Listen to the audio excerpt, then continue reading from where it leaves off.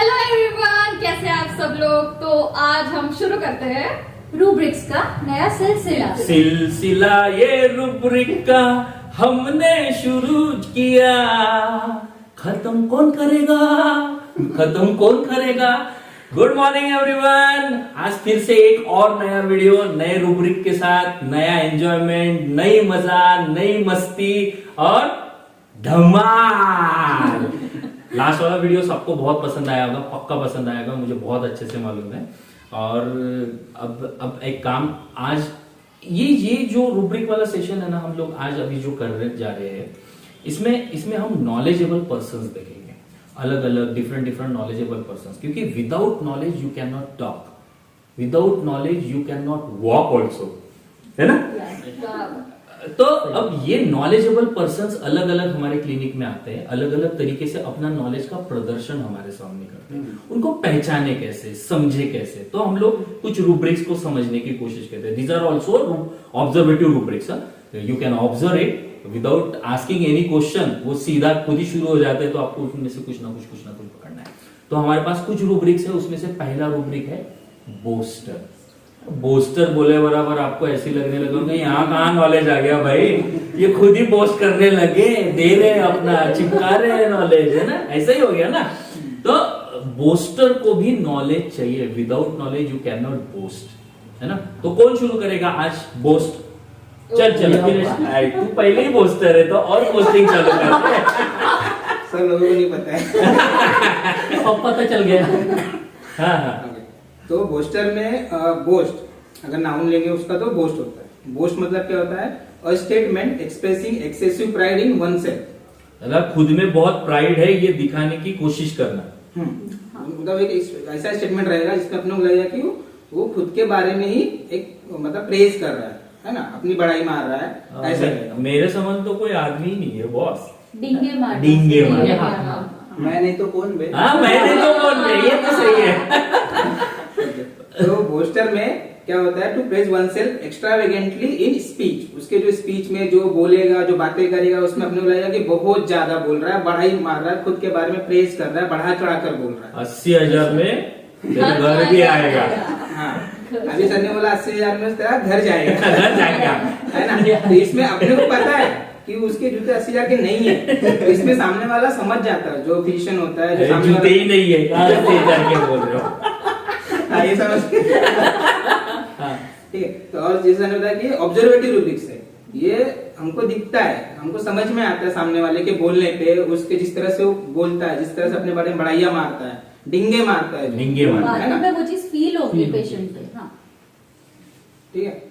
तो इसमें क्या होता है, उसके पास जो भी हो, अभी इसमें जरूरी नहीं है उसके पास अगर कोई ज्ञान है, किसी बारे में नॉलेज है, किसी चीज के बारे में, प्रॉपर्टी है उसके बारे में, तो प्रॉपर्टी के बारे में भी वो बोस्ट करेगा। उसका कुछ नॉलेज है तो उसके बारे में बोस्ट करेगा। अभी से एक एग्जांपल ले सकते हैं, मतलब इनके लोग कैसा होता है ना, जैसे अगर ये किसी चीज को 100 बोल रहे तो अपन उसमें से 80 माइनस करो, हाँ, तो ऐसा माइनस कर देने का। वो समझ में आता है, अपने को लगता है यार तू क्यों इतना बोल रहा है, मुझे पता है, मुझे समझ में आ रहा है कि वो उतना नहीं है। ठीक है, हमारे बहुत सारे दोस्त होते हैं, वो भी ऐसी बड़ी बड़ी डिंगे मारते हैं, तो उनके बारे में पता होता है ना, भाई रहने दे। हाँ, मेरे को पता है। मतलब अबे मैं उधर गया था ना, वहां से मैंने ये लाया, वो देखा, क्या था बे वो, देखो क्या बताऊं, ऐसा मतलब इतना बड़ा चढ़ा के बताएंगे, ऐसी फेंकेंगे कि ऐसे लग रहा है कि बस तू फेंकते जा मैगी। जैसे कोई होते हैं ना, अपने बच्चों के बारे में बहुत बड़ा चढ़ा के बात करते हैं कि मेरे बेटे ने ऐसा किया, मेरे बेटे ने वैसे किया, तो ये भी पोस्टर में ही पकड़ सकते हैं अपन। हाँ, तो तू एक बोल रही थी ना, कौन से, किसके बेटे? शर्मा जी का लड़का। अच्छा, गुप्ता जी का लड़का। गुप्ता जी का नहीं, गुप्ता जी का नहीं, शर्मा जी का ही है। हाँ, वो कैसी बोलते थे, बोल। वैसे तो उस शर्मा जी का लड़के सबको ही पता होता है कि टॉपर अपन जैसे मिथ है ऐसा, ऐसे बोलते हैं ना वो शर्मा जी के लड़के, है ना। मतलब ये ऐसा है ना कि हमारे शर्मा जी के लड़के वो इधर गए थे, टॉपर है, मोस्टली वैसे। तो ये बोस्टर टाइप ऑफ लोग के नहीं, इनपे कभी कभी मजा भी आता है और कभी कभी ऐसा भी फील होता है कि भाई बस कर, बहुत हो गया, अब ज्यादा झेल नहीं सकते। ये आता है फील, ये फील होता है भाई पर्सनल क्लिनिक में जब पेशेंट आता है ना, तो इस तरीके से बातें करना शुरू कर देता है, डिसीज की बातें छोड़ के इधर उधर की बातें वो इतना शुरू कर देता है और इतना खुद को चढ़ाना शुरू कर देता है कि बहुत, जैसे सल्फर भी कभी कभी बोस्ट करता है, वो इतना बोस्ट करता है, इतना बोस्ट करता है, इधर उधर इधर उधर इधर उधर, और उसको अगर बोलो कि भाई मेरा ये काम करना है, हाँ हाँ बिल्कुल कर देंगे ना, और उसको जब आप फोन करने जाओ ना तो नहीं रहता है, वो अवेलेबिलिटी नहीं रहती है उसकी तब। तो this is also one of the kind of, मतलब एक ऑब्जर्वेटिव रूब्रिक है, पर बोस्टर के लिए नॉलेज चाहिए, क्योंकि थोड़ा सा नॉलेज चाहिए, बट वो उसको प्रेजेंट इस वे से करेगा कि वो दिखाएगा इतना नॉलेज मेरे पास है, बट होगा इतना सा उसके पास, राइट, ये उसमें ज्यादा इम्पोर्टेंट जो सब रूब्रिक भी है, मैं थोड़ा सा बोल देता हूँ, बोल, उसको बोल, नहीं करेंगे, बिल्कुल, बिल्कुल, चलेगा। ऐसा बोस्ट क्यों करता है ना, उसके हाँ। पीछे का रीजन भी हो सकता है। तो जो रूब्रिक अपने रेपर्टरी में है, जैसा बोस्टर रिच विशेष टू बी कंसिडर्ड एज, हाँ। तो यहाँ पे उनकी इच्छा क्या होती है कि मुझे रिच माना जाए, इसलिए वो बोस्ट करते हैं, अपनी चीजें बड़ा बड़ा के बताते हैं, Right, मतलब एक का दो बताएंगे ताकि आप लोग मुझे उसमें, मतलब मैं अमीर हूँ, बड़ा हूँ, ऐसा समझो। ऐसी दूसरा रूब्रिक भी है, बोस्टर स्क्वेंडरिंग थ्रू ऑस्टेंटेशन, है ना, मतलब दिखावा करना। एकदम। ये लोग जो फिजूल खर्ची करते हैं ना, दोस्त चार लोग को ले जाएंगे टपरी पे, चाय पिलाएंगे, तू क्या खाएगा, तू क्या खाएगा, चल तू समोसे खा ले, तो उनका वहाँ वो इस तरह से बोस्ट करते हैं ताकि उनको मतलब एक दिखावा करना रहता है कि हाँ, मेरे पास है। इसलिए हम लोगों ने गुप्ता जी के लड़के वगैरह देते थे, तो हम अब समझ में आ गया होगा कि क्यों पोस्टर हमने यहाँ से स्टार्ट किया। तो अब कुछ नॉलेजेबल पर्संस और भी है जो बहुत अच्छे से आपको प्यार से समझाने की कोशिश करते हैं, कुछ अपनी अलग सी थ्योरी, कुछ अपनी अलग से आइडियाज आपके सामने लाके आपको बताने की कोशिश करते हैं कि भाई ये नहीं, ऐसा नहीं, वैसा नहीं। तो सेकंड रूब्रिक है हमारा थियोराइजिंग। तो थियोराइजिंग कौन करेगा, तू करेगा या नहीं करेगा? नहीं कर लो यार, जो करना अपने को ही है। सो थियराइजिंग में कैसा है, वो जो पेशेंट होता है वो थेरीज बनाता है, ठीक है, थेरीज बनाता है कि इस चीज के लिए थेरीज बनाता है, मतलब ऐसा कि सामने वाले को भी समझे और खुद भी समझता है, साथ साथ में वो मतलब जो बातें करता है उसमें वो खुद भी समझता है और सामने वाले को भी समझाएगा।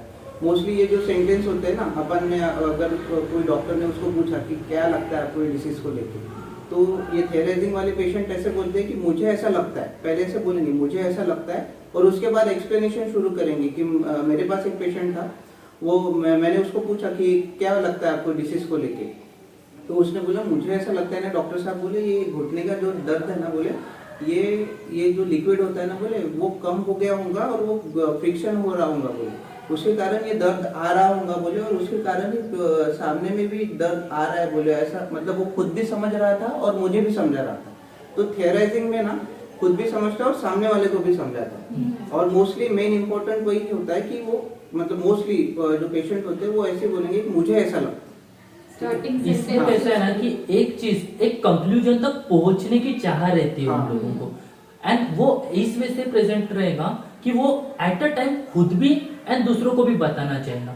सो जैसे थेरीज बना के वो ये चीज को बताते हैं अपने, इसलिए अपन उसको थियोराइजिंग लेते हैं, हाइपोथेसिस रहते सारे। कंक्लूजन तक पहुंचने के लिए। थियोराइजिंग में हाइपोथेसिस रहता है और एक प्रॉपर एनालिसिस रहता है। इस एनालिसिस से वो हाइपोथेसिस प्रूव हो रहा है या नहीं हो रहा है ये करने की कोशिश करते हैं। मतलब वो आपको फैक्ट्स ऐसा है ऐसा है ऐसा है तो शायद इस तरीके से है, इस तरीके से वो बातें आपको घुमा के भी आपको बताने की कोशिश करेगा। ये जनरल हाइपोथेसिस नहीं रहते, पर्सनल Personal हाइपोथेसिस hypothesis। रहते हैं और फिर वो एक पर्सनल कंक्लूजन पे पहुंचने की कोशिश करते पहुंचने हैं। की मतलब अल्टीमेटली वो भी आपको कम्युनिकेट करने की ही कोशिश कोशिश करता करते हैं, है, हाँ। पर वही उसके वे में हाँ, कि वो theories। हाँ मतलब ये मेरा थॉट प्रोसेस है, मैं इस तरीके से समझ रहा हूँ। हाँ। वो लॉजिकल थिंकिंग भी हो सकता है, इलॉजिकल भी हो सकता है। जैसा पेशेंट का वजन होता है, सर मुझे तो बहुत सारी तकलीफ है, लेकिन ना जो ये पेट में जो ये गैस बनती है ना सर, तो जब ये गैस बनती है तो पेट फूलता है, फिर वो गैस धीरे धीरे से ऊपर चढ़ता है, फिर ये सर सर में आता है, फिर मुझे हेडेक होता है सर। तो मतलब उनका एक वजह ऐसा रहता है कि वो बताते हैं ऐसा कि यहाँ गैस बनता है, फिर वो ऊपर चढ़ता है धीरे धीरे, फिर वो सर में जाता है, फिर मेरा सर दर्द शुरू होता है। तो मतलब यहाँ पे वो एक थ्योरी बनाता है, वो भी उसको भी नहीं पता रहता है कि मेरा सर क्यों रहा है, लेकिन वो एक कोशिश करता है जैसा बताया कि ये इस तरह से होता है। तो ये कुछ लोग इस तरीके से हमारे पास आते हैं। कुछ और एक कैटेगरी है जो सही में इंटेलिजेंट होते हैं और इंटेलिजेंट के साथ साथ उनका इंटेलेक्चुअल ब्रेन भी बहुत अच्छा डेवलप होता है। वो लॉजिकल थिंकर होते हैं, वो फैक्ट्स पे बात करने वाले होते हैं।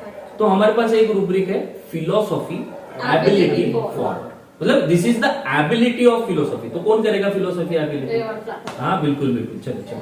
तो फिलोसॉफिकल एबिलिटी फॉर, तो उसका वर्ड मीनिंग है the study of ideas and beliefs about the meaning. तो प्लस उस पर कॉन्फिडेंस और नॉलेज होना चाहिए, मतलब वो जब बात करता है तो एक कॉन्फिडेंस और उसके पास नॉलेज होता है। फिलोसॉफी वाले के पास वो फैक्ट्स बात करता है, वो अजम्पशंस पे बात नहीं करता, उसका नॉलेज इतना है, वो पढ़ता है, उससे रिलेटेड चीजें उसे पता होती है, तभी वो एक्सप्रेस करती अपनी चीजों को लेके। राज करती है। हिंदी में अगर हम देखा जाए तो फिलोसॉफी का मीनिंग होता है तर्कशास्त्र। तर्कशास्त्र। हाँ, एंड एबिलिटी हम जब ब्रेक करेंगे फिलोसॉफी एबिलिटी, तो philosophy is set of belief, एक फैक्ट है जो नॉलेज विजडम के बेसिस पे जो हम बात करते हैं, और एबिलिटी यानी हमारी कैपेबिलिटी, मतलब द पर्सन इज केपेबल हाँ, टू एक्सप्रेस द हाँ, फैक्ट वाली चीज की बता पाते। अब फिलोसॉफी को कि नहीं, मतलब आप थोड़ा सा अगर पढ़ोगे तो फिलोसॉफी को फंडामेंटली चार चीजों में डिवाइड किया गया है। चार चीजें, मतलब एक थ्योरेटिकल फिलोसॉफी हो सकती है, एक प्रैक्टिकल फिलोसॉफी हो सकती है, एक लॉजिकल फिलोसॉफी हो सकती है, और एक हिस्टोरिकल फिलोसॉफी हो सकती है। तो ये अलग अलग लेवल पे, मतलब इसके लिए ब्रेन बहुत जरूरी है, इंटेलिजेंस इज बहुत जरूरी है, और नॉलेज भी मतलब बहुत pillars ज़्यादा है, जरूरी है। सर। पिलर्स है, ये पिलर्स Pillars है। है। तो ये पिलर्स के ऊपर भी वो लोग आपको फैक्ट्स Facts. रखने की, रियलिटी और नॉलेज देने की कोशिश करते हैं। ये लोग कभी भी आपसे ऐसी आलतू फालतू हाँ, चीजें नहीं बिल्कुल बताएंगे, नहीं, तो हाँ। पॉइंट रहेगा, फैक्ट्स रहेगा, और उसके हिसाब से फिर वो सारी चीजें आपको बताने की कोशिश करेंगे। जी। तो मेरे इसमें- पास एक, हाँ, हाँ बोलो बोलो बोलो बोलो। सर मेरे पास एक पेशेंट था, मैंने सल्फर दिया था उसे, तो उसका सेंटेंस ऐसा था कि ये संसार में क्या लेके आए हैं, खाली हाथ आए हैं, खाली हाथ जाना है करके। हाँ। तो दिस इज वो फैक्ट है ना ये, खाली हाथ ही अपन आए हैं और खाली हाथ ही खाली हाथ जाएंगे। जाएंगे। Right right. फिलोसॉफी के अंदर, ये फिलोसॉफी एबिलिटी में कैसा है ना कि इनमें ऑलरेडी नॉलेज है एंड उसके साथ इनमें एक एबिलिटी है, उस फिलोसॉफी को बनाने की एबिलिटी है। सो ये अपनी एक फिलोसॉफी खुद क्रिएट करके रखते हैं एंड वो सामने वाले को बताते हैं, एंड यहाँ पे अपने को लगेगा कि हाँ यार ये चीज बराबर बोला है ये। हाँ। अब वो फैक्ट्स के साथ बोलते हैं, इसलिए वो बराबर हाँ, बोला हाँ, बोलते हैं। कोई भी ऐसी वैसी फिलोसॉफी नहीं रहती। हाँ, और उसमें कॉन्फिडेंस दिखता है जब वो हाँ। बताता है, पर ये नहीं बोल सकते ये फेक है। हाँ। उसपे इतना वो आई टू आई कांटेक्ट करके प्रॉपरली आपको समझाएगा, तो आपको लगता है नहीं यार भाई दम है इसमें, ये सही बता रहा है, इस पे डाउट करने वाली कोई चीज दम है, दम। ये ये सर एक- एबिलिटी बहुत ज्यादा इम्पोर्टेंट है। कॉन्फिडेंस प्लस नॉलेज, हाँ, ऐसा बोल सकते इसका- हैं। ये एक सटीक डिफरेंस है थ्योराइजिंग का और फिलोसॉफिकल एबिलिटी का। थ्योराइजिंग वाला खुद भी समझेगा और उसी टाइम पे दूसरों को समझेगा। फिलोसॉफी एबिलिटी वाला बंदा वो पहले ही समझ चुका होता है, अपनी फिलोसॉफी बना चुका होता है, एंड उस वजह से वो सामने वाले को इजीली बताता है सारी चीजें। प्रॉपर वे Proper में way में बताएगा, बताएगा। सो दैट सामने वाला भी कन्विंस हो Convince हो जाए। जाए। आइदर लॉजिकल बताएगा, प्रैक्टिकल बताएगा, या हिस्टोरिकल बताएगा, कुछ ना कुछ एग्जाम्पल देगा, प्रॉपर तरीके से बताएगा। तो फिलोसॉफी वाले जो है, ये अखिलेश ने भी हमको आज एक अच्छी चीज समझाने की कोशिश की थी। अखिलेश वो चीज बता दे। ठीक है, मैं फिलोसॉफी का मीनिंग बताऊंगा। मतलब अभी सबने वही बताया, लेकिन मैं उसको एक ब्रेक कर देना चाहूंगा। जैसा फिलोसॉफी में अगर आप फिलोस और सोफिया है ना, तो फिलोस का मतलब होता है प्यार और सोफिया का मतलब होता है ज्ञान। तो ये लोग क्या होते हैं फिलोसॉफी एबिलिटी वाले, इनको फिलोसॉफी मतलब क्या, मतलब वो ज्ञान से प्यार होता है। ठीक है ना। तो अगर आप गूगल करोगे तो फिलोसॉफी डालोगे तो आपको आएगा लव फॉर विजडम करके। ठीक है, इसमें विजडम मतलब क्या होता है, ज्ञान, समझदारी, विवेक, है ना। जो आपकी समझदारी, जो आपका ज्ञान है, उसको विजडम बोला गया है। तो जो अगर आपको ज्ञान से प्यार हो जाए तो मतलब आप फिलोसॉफिकल हो गए। ये लोग क्या करेंगे इसमें, ये लोग ये जानना चाहते हैं, सीखना चाहते हैं, मतलब हर एक चीज के बारे में डीप में जाके उसके बारे में जानना चाहेंगे, सीखना चाहेंगे। ठीक है, अगर किसी को ज्ञान से, पढ़ाई से, चिंतन से, सीखने से, ऑब्जर्व करने से इनको प्यार हो जाए तो समझ जाओ कि वो फिलोसॉफी की राह पे चल दिए। ये फिलोसॉफी। हर वक्त प्यार होना बहुत जरूरी है। मतलब आपको पढ़ते वक्त भी प्यार होना चाहिए, पढ़ाई के साथ, है ना, दोस्तों के साथ प्यार होना चाहिए, घर वालों के साथ प्यार होना चाहिए। प्यार जहाँ है वहाँ मजा है, और मजा तो हमेशा करना ही है। जैसे हम लोगों में एक हार्मोनी है, एक प्यार है, एक एक एक एक एनर्जी है, उसकी वजह से हम लोग इस तरीके से एक दूसरे के साथ ऐसे घुल मिल जाते हैं, प्यार भरे बातें कर सकते हैं, जो भी चीज है फैक्ट आपके सामने रख पाते हैं। तो ये भी एक फिलोसॉफी का एक एग्जाम्पल हो सकता है। तो ये सारे रूब्रिक्स है, किसी को कुछ ऐड करना बाकी रह गया होगा तो नहीं इतना है ना? ठीक है, इतना करना काफी है। मुझे ऐसे लगता है इतना काफी है। हम्म। तो आज हमने 3 रूब्रिक किए, पहला बोस्टर किए, सेकंड हमने किए Theorizing थियोराइजिंग किए, थर्ड रूब्रिक किए हमने फिलोसॉफिकल Philosophical एबिलिटी। ability। तीनों इसमें knowledge is very important thing, तीनों नॉलेजेबल बंदे हैं, क्योंकि फेंकने के लिए भी थोड़ा सा नॉलेज बहुत जरूरी है, विदाउट नॉलेज तुम फेंक नहीं सकते। तो मुझे ऐसे लगता है कि we have convey some rubrics in front of you. तो हम लोग अभी यहीं पे कंक्लूड करते हैं। पर अगर कोई डिफिकल्टीज है, अगर ऐसे लगता है कि ये वाले रूब्रिक्स पे बोलना चाहिए, तो आप कमेंट करो, शेयर तो करो, सब्सक्राइब तो आप लोगों ने किया ही होगा, और नहीं किया होगा तो अभी तो पक्का करो, लाइक भी करो और बेल आइकॉन भी लगा के रखना। क्योंकि क्या है ना, हमारे वीडियोस कुछ लोग बोल रहे हैं कि आपके वीडियोस हमको पॉपअप नहीं होते, तो शायद उन्होंने बेल आइकॉन दबा के नहीं रखा होगा, इसलिए नहीं होता है। So thank you for new more videos, और ऐसे ही हंसते रहो, खेलते रहो, प्यार रखो, नॉलेज के साथ भी प्यार रखो। Thank you. Bye bye.